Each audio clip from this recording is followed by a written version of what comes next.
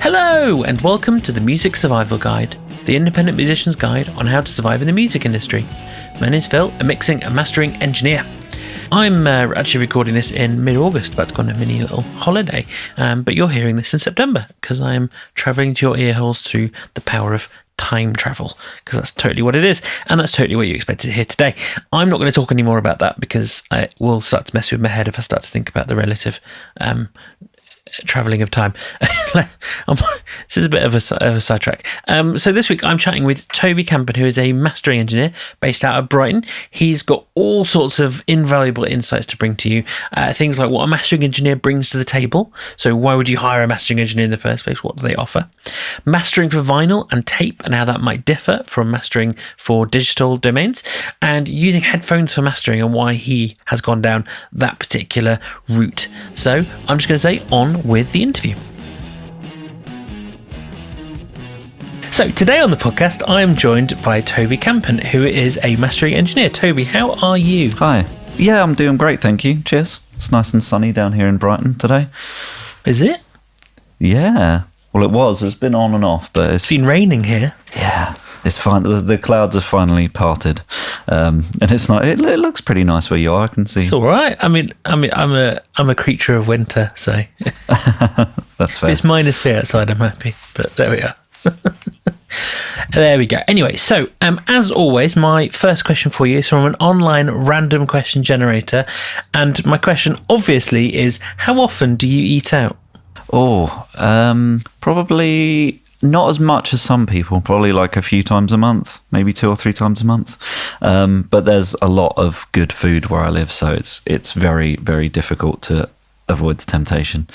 But yeah, I think probably lately I've probably getting more like takeaways after going to the pub or something, which is a bit bad for the wallet. But yeah. What's your choice? If you were like, I'm going to eat out, what would be like this is the prime? I've always been quite partial to Mexican food, like a burrito. Ah. Yeah, I don't know if that's a bit of a curveball, but it's a little bit, but it's a good answer. It's a good answer.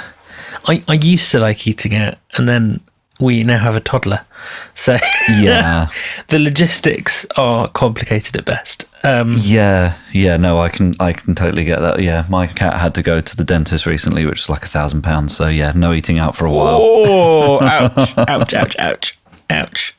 Yeah, I mean, we worked out that the absolute best option if we want to go out for food is to go to a pub in the country.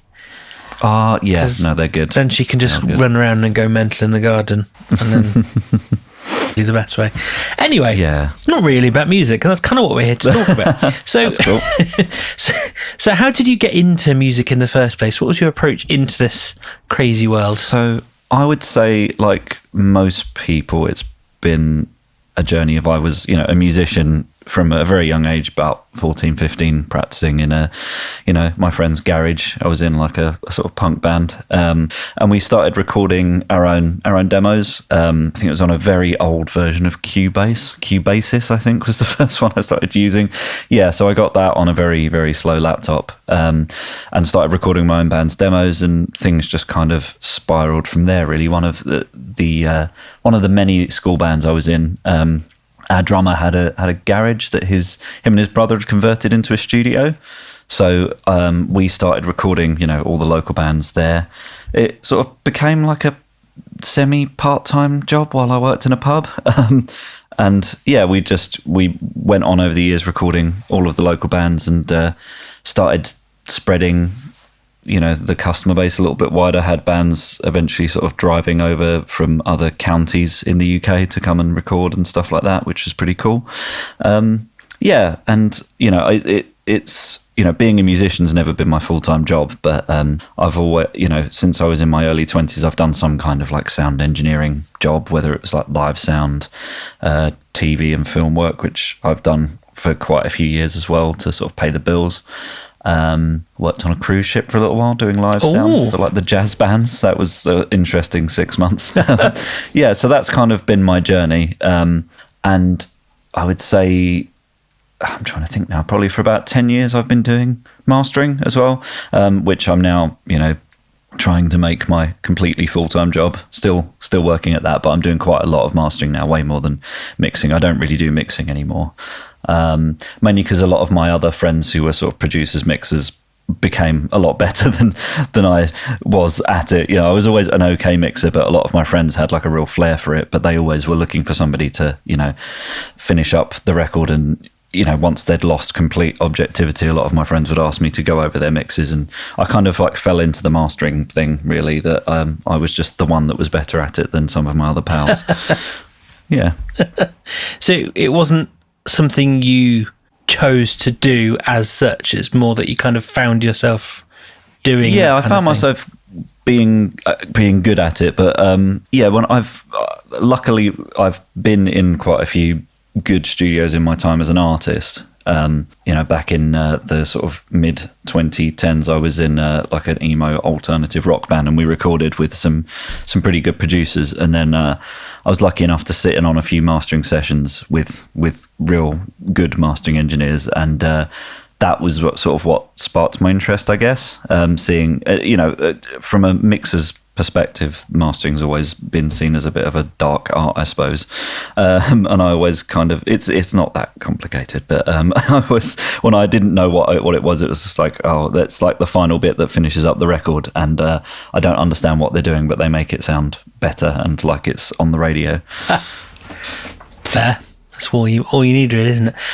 So I guess it's a good time to ask my kind of your starter for 10. There we are. Yes.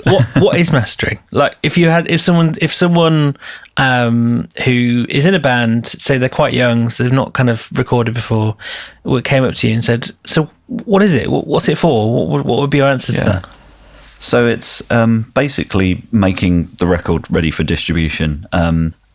The sort of processing part of it that I think a lot of people think of as mastering is, getting the stereo mix or the stems. Sometimes, depending on what you're doing, you might ask for the stems, but most of the time, like 90% of the time for me, it's the stereo mix, and it's altering the tonal balance and the dynamics of the mix to make it ready for distribution. Whether that's, online streaming, which is most of the music these days, or whether it's for vinyl, CD, cassette, because people still make a lot of those. Vinyls, I think it's still growing at the moment. It's been having a real comeback for the last decade or so. Cassette, but master and cassettes. Wow. And vinyl. Yeah. I do a lot of synthwave music, and cassettes are huge in that genre. And a lot of like punk bands, I think, are still doing a lot of cassettes. But yeah, I digressed a bit. It's getting the music ready for final distribution. And also, the part that I do sort of hark on about a bit when I'm on podcasts or talking to people is the QC side of it. Because obviously, if a band have put loads of money into a record and, they've been working on it for months with their producer or their mixer, by that point, everyone's kind of heard the record 1,000 times. They've lost all objectivity. So when you send it to a mastering engineer, they're hearing it like your audience will hear it for the first time ever. And you're going to hear any sort of clicks or pops. I work with some incredible mixers, but I will still get clicks or pops or like a little drum edit. The other day I sent a record back to a mixer because I could hear like a crossfade and some cymbals that everyone had missed. But they were like, "Thank you for catching that. I didn't notice that because I've heard the record, a million times at this point." So it's catching things like that. As part of my service, I offer mix consultation or mix feedback. So a band, even if they're months down the line from needing mastering, they can send me their record and say, "Hey, can you just give us some mix feedback? Because we're, mixing it ourselves," or if they're not 100% sure that they're working with the right mixer or producer, something like that, they'll just send me the mix and I will give them my honest opinion. And I'll try to only listen to it a few times to get that sort of, how do I explain it? When someone hears a song for the first time, you've got that like one chance to make them impressed. And I try to kind of keep that same objectivity that the audience is going to keep. Obviously, when I'm actually mastering a record, I'll usually sit down and listen to the mixes all through with a notepad and just make some notes to try it so I can write down or type it into a text file or something. I'll always make notes on the first impression that I get, which is what the audience is going to hear. You say you sent some stuff back for like technical reasons, like clicks and things like that. Have you ever sent it back for, I don't know how to describe it, for like musical reasons? Or is that not really happened? Not.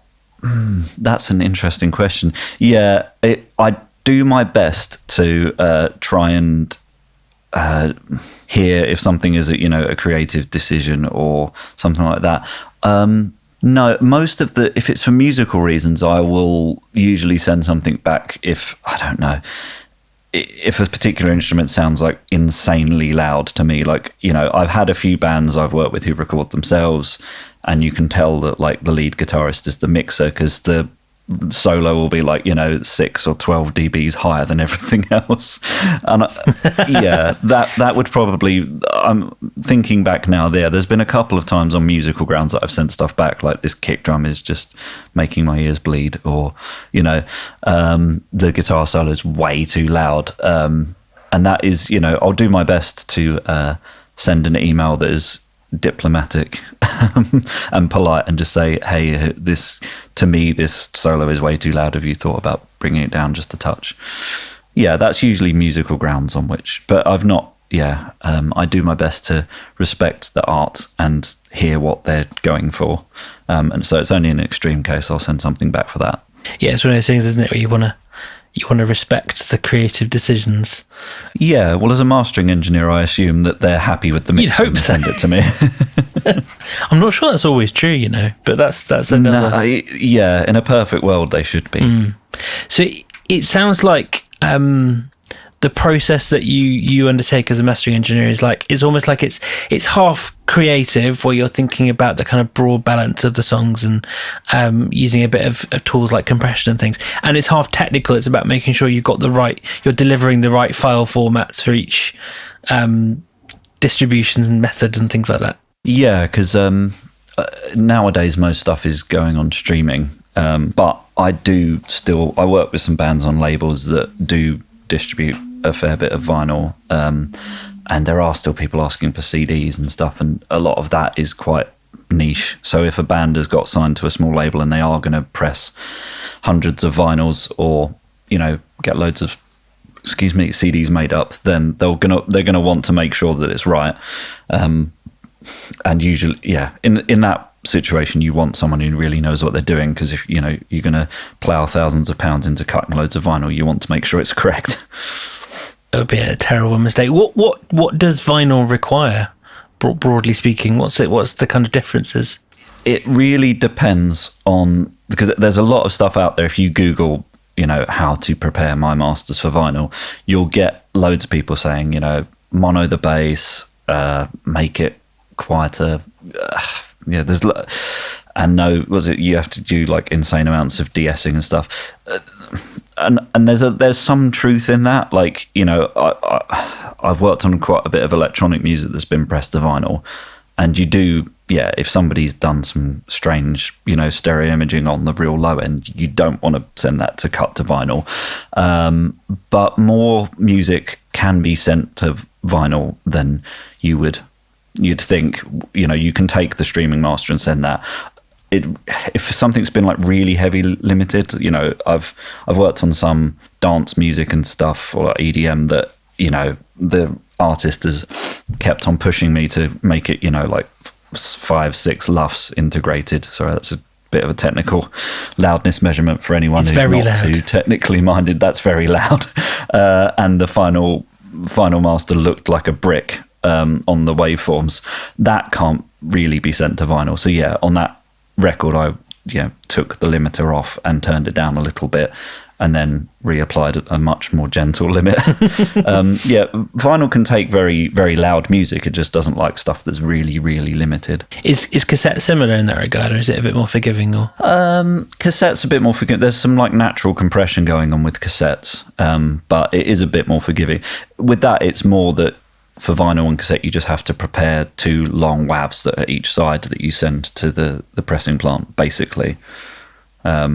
And each has got their own like time limitations. With vinyl, it's a bit flexible with vinyl, but most cutting engineers will tell you that you don't want to push it, because the more you try and fit on each side of a vinyl, the more degraded the sound gets, basically, especially towards the end of each side. I mean, I'm not a cutting engineer, for the record.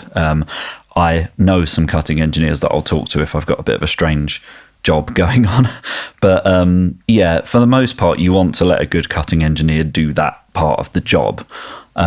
It's just my job to, say to the artist, okay, this is going to vinyl. In my opinion, you shouldn't be sending the same masters that are going to streaming to vinyl. So here's what I would send the cutting engineer. Are you happy with that? So they've heard it before. And there are some softwares out there. There's, I think, TDR, that company that make lots of plugins, have a thing called Simulathe that you can put a mix into and hear what it might sound like on vinyl. I think it's very expensive, not very expensive, it's a few £100s. I've used it a couple of times, but yeah, you can use that to simulate what's going to happen on vinyl if you want to hear what your record might sound like. But yeah, the main point with vinyl is just not making the, needle jump out the groove, because if you cut it wrong, it can, and also for the cutting engineer, their cutting heads are very, very expensive. I think some of them even go into like the tens of thousands of pounds, and they don't want, at all costs, they do not want to break their lathe, basically. So yeah, that's the sort of art of doing vinyl. But yeah, most of the people I work with do just send their stuff to streaming, but they want that second ear to make it sound nice. That's always a good idea. I mean, my second nerd question, and this might just help people listening, I don't know. So vinyl is it about 20 to 25 minutes aside? It's something like that, isn't it? Yeah. And what's cassette? Oh God, you've thrown me there. I think it's about the same. Okay. It's like, I think it's, sorry, I've got a cassette here. I think it's about the same for cassette. I don't do a lot of cassettes. I think it's about 25 minutes. I've never actually. I use some software called Hofa, HOFA, which I throw everything in, similar to Wavelab, and that's got different modes. So you can just throw it in there and it tells you. I think it's 25 minutes. I don't want to be sending wrong information out to your listeners, but it's similar to vinyl. If you've got like a 10, 12 track album, you can usually divide it down the middle and put 5 or 6 songs each side. The same prog band, but yeah. I've got, unless you're I've got all of the stuff I worked on tape next to me, and most of it's 5 or 6 tracks a side, and I've never actually hit the limit. So, it's all right then. Yeah. Nice. So, I think we sort of covered it, but what does mastering give you that mixing doesn't? And I understand, there's the technical, like delivering the right file types and files optimized for certain things, but what is the difference? Because I know you're still using the same or similar tools like EQ and compression and things like that. So what's the point in that regard? Yeah, so I mean, I've already harked on about it before. About it, it's the what it gives you is a fresh set of ears and objectivity, but you're also sending your music to somebody who has dedicated most of their working life to listening to a lot of finished records and knowing how to get your record. It's that last sort of 5-10%, and yeah, it's compared to on the technical, like stereo processing side of things. If we're sort of thinking of mastering with that hat on, it's not, the loudness thing isn't such an issue these days as it used to be. A pre-streaming, a mastering engineer's job was just to get things very, very loud in a way that a lot of producers or mixers didn't know how to do. With streaming, it's not so much a problem, but I personally am not, all the things on the internet about Spotify's 14 laughs, I'm not sending stuff out that quiet, because music needs to usually be a bit denser than that to sound good. And the analogy that I like to use is, if somebody's listening to your record on a Bluetooth speaker in the corner of their kitchen while they're preparing dinner, your music's got to be pretty loud to get over all of that background noise. Or if they're listening to your music, on a speaker in the other side of the room, music's got to be a bit denser to cut through. But yeah, long story short, it's tonal balance and compression and limiting. We might use some other tools along the way, but it's getting your music to sound good on all sound systems using those tools, and knowing what a lot of finished records sound like, and just, you know, giving your music that sort of subtle EQ massage, so to speak. I mean, a lot of mastering engineers, myself included, I used to be a mixer, and when I moved across to mastering, I spent a lot more money on a nice set of speakers and some converters, which I don't think a lot of mix engineers use. And it's not about the gear really, but I got rid of a lot of the outboard stuff that I wasn't using anymore, and spent all that money on, you know, really nice headphones, really nice speakers, and a good converter, just to make sure that I was hearing everything in the best possible conditions. And I've spent, you know, a good amount of money on acoustic treatment and stuff like that. I do actually work mostly on headphones these days, but it's which again is a bit controversial, but I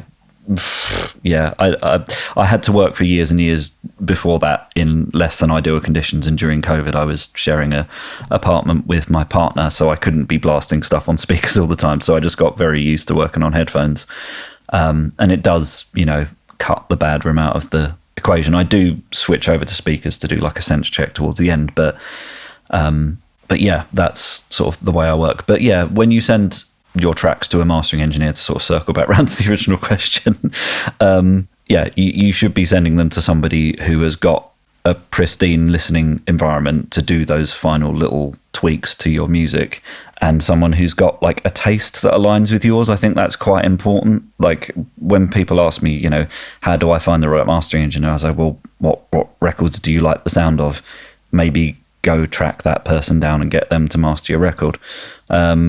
It's a bit more difficult, not because when we were growing up, you'd look on the back of a CD and be like, oh, that's who worked on that record. It's a bit more tricky these days with like the world of the internet, but there's a few websites. I mean, Discogs is a good one for big records, but there's one that a lot of people use now called muso.ai, which I make sure most of my credits are on, because that website actually lines up with all the streaming services. So if you're on there as a producer or a mixer or a mastering engineer, or a musician, it will automatically like credit a lot of stuff to you. So I make sure my credits are up to date on there, because a lot of the bands I work with aren't getting physical media made because they're sort of indie artists. So that Muso's like the one place where you can actually get all your streaming credits added to your name. But that's a good place if you're an artist as well. You could go and quite easily track down who's worked on records that you liked and get them to work on your stuff if they're within your price range.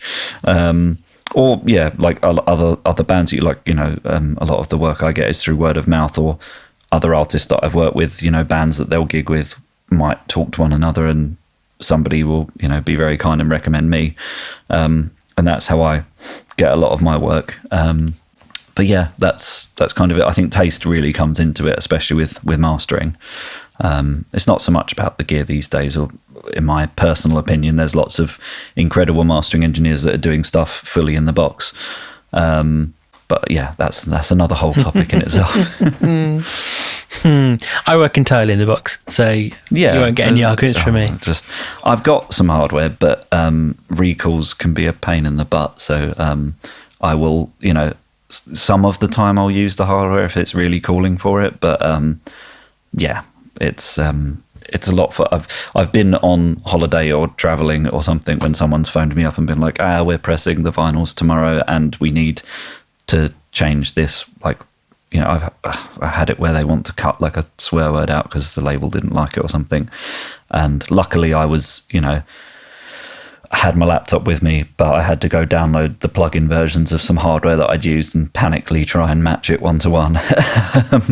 And that was about a year or two ago. And since then I've worked a lot more in the box because it's saved my bacon not having to use hardware. I mean, I've got some, I don't know, I was going to say I've got some real amps. I've got some amps that I use for reamping for bands, and I must admit, on one of the, I think it was the last song I worked on, I got sent a couple of extra tracks, just a few extra bits, and I kind of just went, I just sort of can't even be bothered to turn them on, so I used a plugin. Yeah. No, I mean, you know, I'm very much of the opinion that in tracking or recording, hardware still has its place for sure.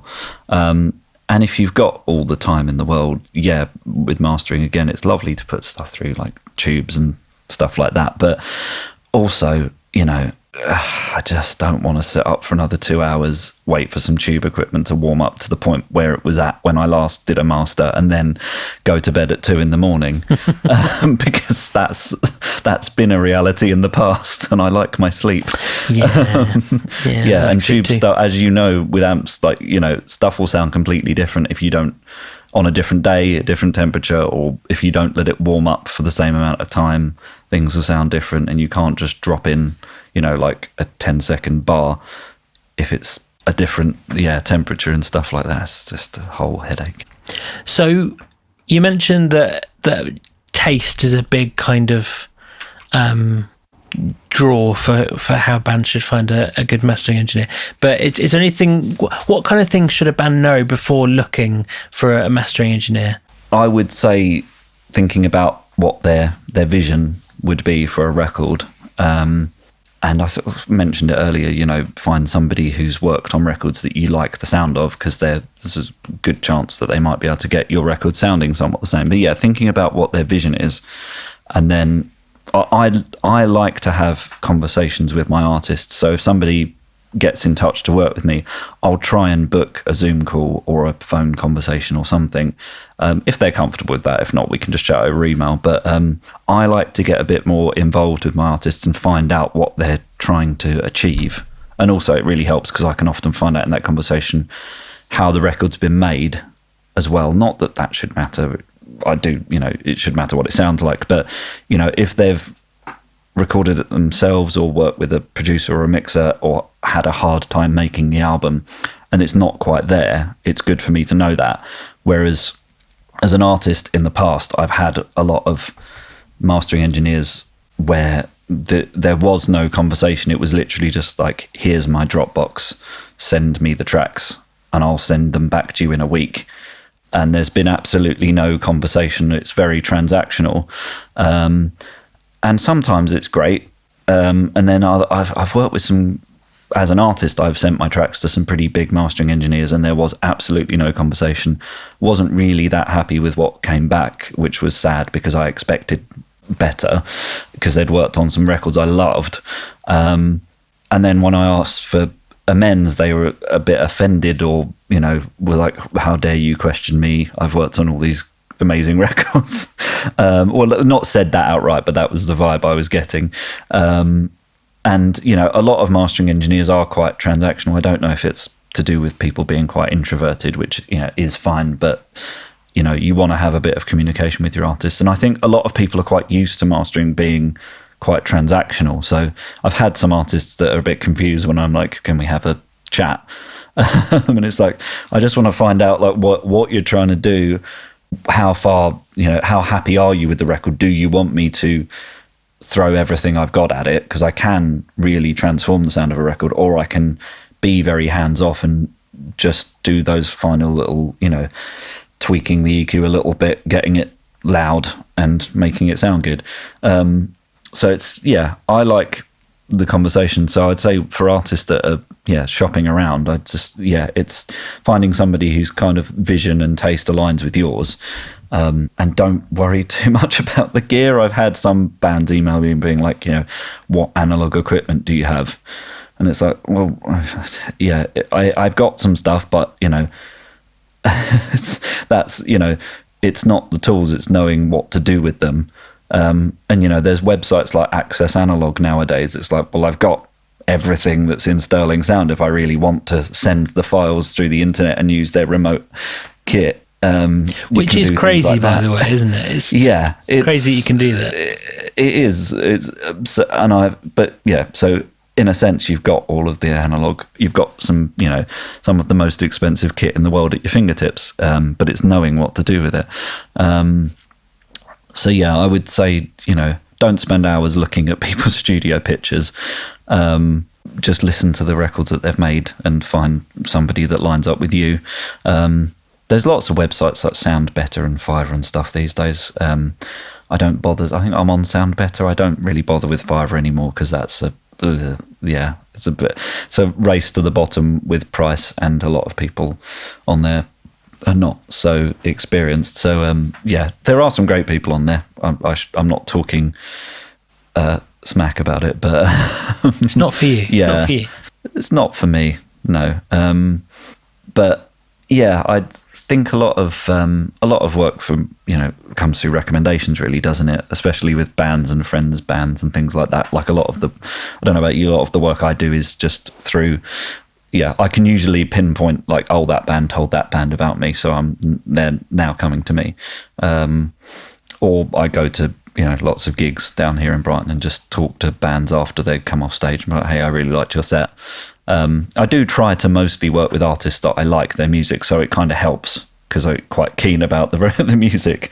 That's another thing. It's like, it took me a while to get there, because obviously when you're starting out, you just work with everything that comes your way. But it's nice to try and work on music that you're keen on. And, as an artist, I would also want that. I'd want somebody to be like, yeah, this sounds incredible. Let's get this record sounding amazing, rather than the transactional thing of like, yep, great, send me your tracks. I'll give them back to you in 2 days or something like that. It's more, I guess it's more enjoyable, isn't it? To kind of foster relationships. Yes, exactly that. Yeah. So, very different kind of question. What are some common problems that you encounter when working with home recordings? Which I think is a question that a lot of people listening may benefit from. Yeah, I would say this is a tricky one, in the sense of not trying to kill people's enthusiasm. Sometimes you can just tell when someone's got a bad listening environment, because I'll get the track through and it's like the low end is all out of whack, or there's not enough low end. It's often stuff like that. It's people working in less than ideal conditions, which is where I would say the working on headphones thing really can come into its own. There's lots of solutions out there, like got the Slate VSX stuff. I personally just use SonarWorks. I use SonarWorks because that's got like most EQ. It's got an EQ profile for most big headphone brands. And that's within reach of most people that are recording themselves, or people, doing mixing on a budget. Most people can afford the SonarWorks, like just the headphones version. I think it's like 80 quid. And then after that, in my chain, I use a thing called Can Opener, which is a plugin by a company called Good Hertz. Those two together are like the magic combination for me personally. So for the listeners, when you're listening on speakers, a bit of the right speaker will spill into your left ear and vice versa. So you get a thing called crossfeed. And Good Hertz like simulates that. So it's doing a very, very basic operation to make your headphones work a bit more like speakers, basically. So, because I loved using SonarWorks, I've changed my headphones a fair bit over the years. I'm a big fan of Beyerdynamic, but again, I think that's just because I've worked on them for so long. I know exactly what they should sound like. They're not the best, I've tried Audazes and Focals and stuff like that, and they're amazing headphones to listen to music on. But for me, like the Beyer EQ, similar to Sennheiser, they've got like a very forward mid-range, so you can really like hyper focus on vocals and stuff like that. But with those two plugins together, that like gets very good translation. I'll do like a mix or a master on my headphones, and then I'll switch to my speakers, and it's like it sounds pretty close. And then I just sort of listen on the speakers to feel the low end a bit, and stuff like that. I don't work particularly loud on my headphones, but I will sometimes give music a bit of a blast through the speakers just to make sure it feels good at louder volumes, especially if it's something that's going to be played on like a PA or a club sound system or something. But yeah, that's a tip that I give to a lot of people that are working in less than ideal conditions. And a lot of the other things I've mentioned earlier, like clicks and edits and stuff, that can take a bit of time. Like you have to train your ears to hear a lot of those clicks. Because I remember being, an assistant in studios, and my boss sort of standing over my shoulder and being like, "There was a click a second ago. You better go back and fix that." And I was, but I can't even hear what you're talking about.